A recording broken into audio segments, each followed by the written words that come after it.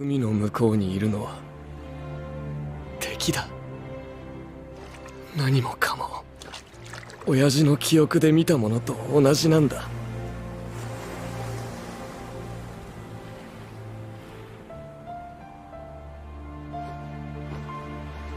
ああ、向こうにいる敵全部殺せば俺たち自由になれるのか。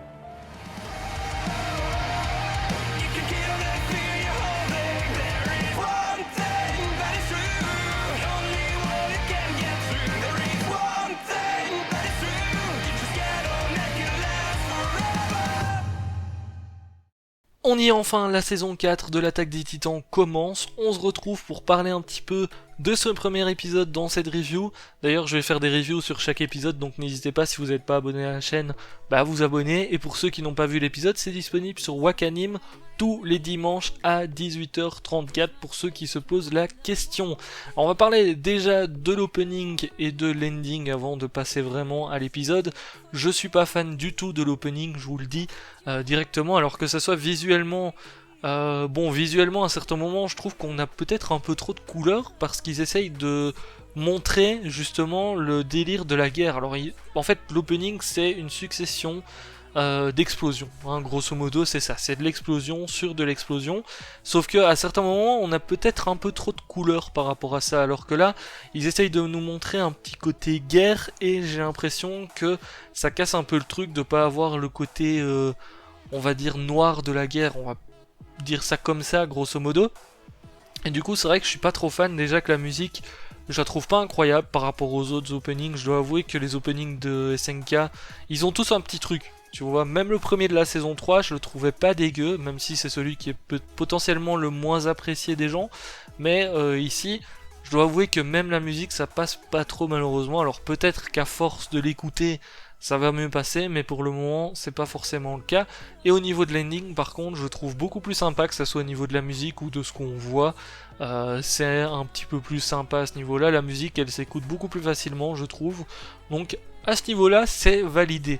Alors par rapport à ce premier épisode je pense qu'il peut diviser.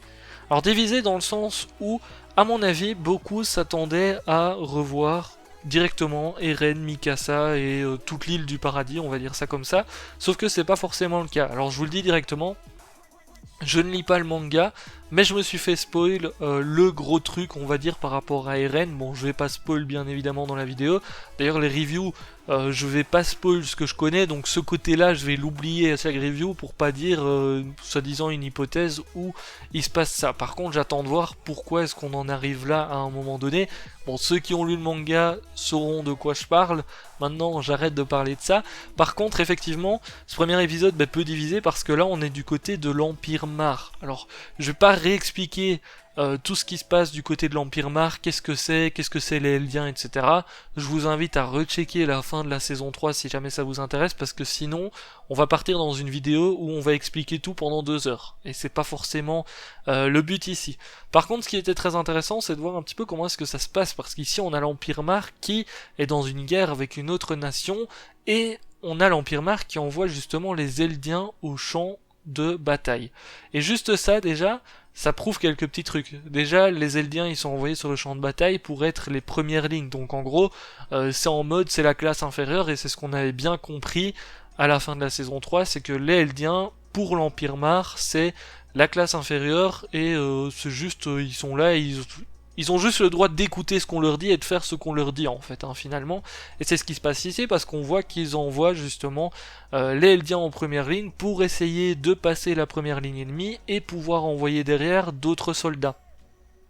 Et notamment, c'est très intéressant de voir ça ici déjà pour ça, parce que ça nous permet d'aller un petit peu plus loin dans toutes les explications qu'on avait eues par rapport à l'Empire Mar d'une manière générale à la fin de la saison 3, et ici on découvre de nouveaux personnages qui sont potentiellement les prochains guerriers Mar, donc les prochains détenteurs des titans primordiaux.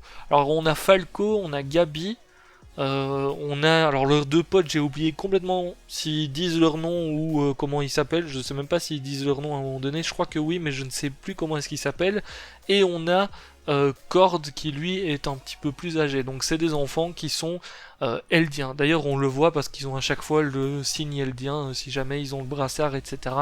Donc si jamais vous voulez savoir qui est eldien ou pas, ben, n'hésitez pas à checker à ce niveau-là. Du coup au niveau de Falco, Gabi et en tout cas de eux, de tout ce groupe-là, on apprend qu'effectivement ce sont potentiellement les prochains guerriers, donc les prochains détenteurs des pouvoirs de titans primordiaux, et ils doivent faire tout simplement leur preuve sur le champ de bataille. Alors on en apprend un petit peu plus sur Gabi notamment parce qu'on voit son comportement et tout, sur Falco pareil, sur les deux potes c'est pas forcément le cas, et Cord on voit que lui par contre il a pas la langue dans sa poche, parce que comme je vous l'ai dit, les Eldiens, ils sont considérés comme une classe inférieure, ils ont juste le droit d'écouter et d'exécuter ce qu'on leur dit, sauf que lui, Cord, il essaye en fait de parler un petit peu à son supérieur en mode et si on faisait ça, et si on faisait ça, sauf qu'en fait, c'est pas du tout bien vu de faire ça quand t'es Eldien, parce que t'es juste là, t'as le droit de te taire, et puis c'est tout. Donc c'est vrai que c'est un petit peu une forme de rébellion, on va dire, même si c'est pas forcément hyper prononcé ici, mais ça veut surtout montrer et surtout dire que tous les Eldiens ne sont pas forcément à 100% du côté de l'Empire Mar, très certainement. On apprend d'ailleurs que Gabi aussi, elle, son but c'est un petit peu de venger finalement le peuple Eldien et d'affronter les Eldiens qui sont sur l'île du paradis, parce que les Eldiens de l'Empire Mar se sont fait humilier à cause d'eux, on va dire ça comme ça, donc c'est un petit peu d'honorer et de récupérer l'honneur des Eldiens pour elle le plus important. Donc ça c'est déjà une première chose. Alors on a bien évidemment la bataille qui continue, d'ailleurs on a Gabi, elle montre qu'elle a pas froid aux yeux, à un moment donné elle a une petite idée pour affronter la première ligne ennemie, parce que les titans malheureusement ne peuvent pas se ramener là, parce que déjà il y a un truc qui a été hyper montré dans cet épisode-ci, c'est que au niveau des technologies des autres nations, ça a bien évolué, c'est-à-dire que maintenant ils ont des canons, des fusils et tout qui peuvent faire des dégâts aux titans. D'ailleurs, on l'a vu sur Reiner à un moment donné, Reiner, il a pris une balle qui a transpercé carrément son armure. Et ça, habituellement, ça n'arrive pas. Avant, ça n'arrivait pas. C'est juste que là, à force d'évoluer, de toute manière, ça se voit avec les bateaux, les dirigeables et machin, ça se voit, et la technologie prend le dessus, finalement, sur les titans. Alors que les titans, avant, c'était la grosse force, on va dire, de l'Empire Mar. C'était ça qui permettait de déterminer les batailles et tout, c'était les titans. Maintenant, quand les autres nations commencent à avoir des armes, etc., qui peuvent faire des dégâts aux titans, et bien là, c'est vrai que ça se complique de ce côté-là, et c'est pour ça aussi qu'ils veulent récupérer le titan des reines qui permettrait de reprendre beaucoup plus l'avantage. Donc au niveau de Gabi, comme je vous disais, elle a pas froid aux yeux, parce qu'à un moment donné, elle décide limite de se foutre à poil et de foncer avec une dynamite en mode je me rends auprès des ennemis, sauf que c'est pas du tout le cas. Donc pour le moment, Gabi, dans les nouveaux personnages qui ont été introduits ici, c'est celle qui me donne la meilleure impression. Parce qu'elle a l'air un petit peu faux-folle et tout, elle a l'air d'en avoir dans le slip, et c'est vrai que à ce niveau-là, c'est toujours sympa d'avoir un perso comme ça, par rapport à des persos qui ont un petit peu plus peur et tout. Perso, c'est bon. Oh, les personnages qui ont peur à chaque fois d'aller se battre et tout, on a déjà eu assez avec Armin, même s'il a changé un petit peu à la fin, on a déjà eu assez avec Armin, là c'est bon, on l'a supporté pendant 2 saisons où il avait peur d'agir. Maintenant, s'il vous plaît, ne nous remettez pas un personnage comme ça. Bon bref, après je sais que certains aiment bien les persos un petit peu dans ce genre-là, mais personnellement c'est pas du tout le cas.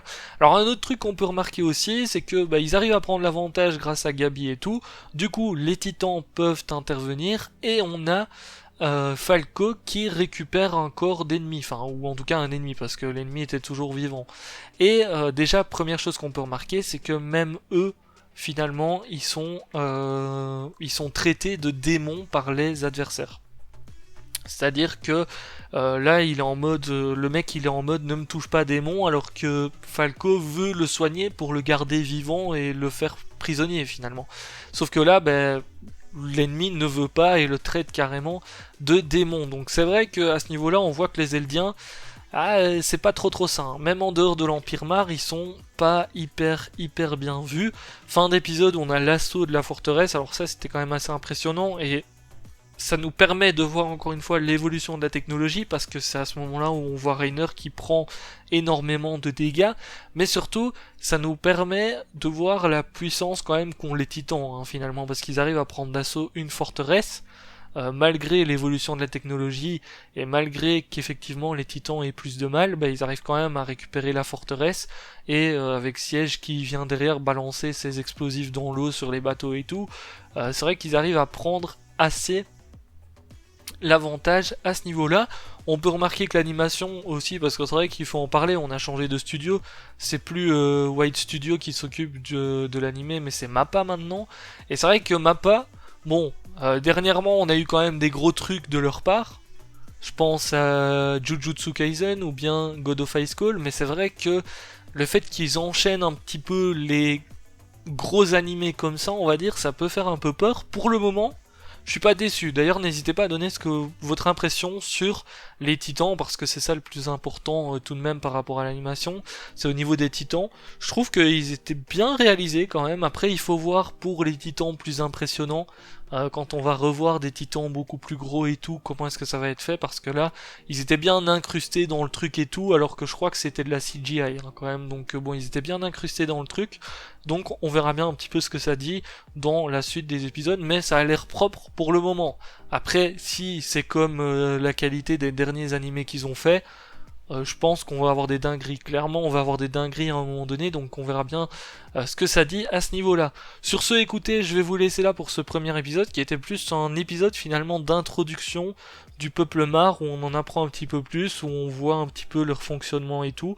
Donc on verra bien comment est-ce que ça se développe par la suite, parce que c'est vrai que c'est très intéressant d'avoir le côté ennemi, on va dire, parce que pour le moment on est resté du côté de l'île du paradis, puis on a eu les révélations, et là on passe finalement de l'autre côté du mur, et on check un petit peu comment est-ce que ça se passe de leur côté.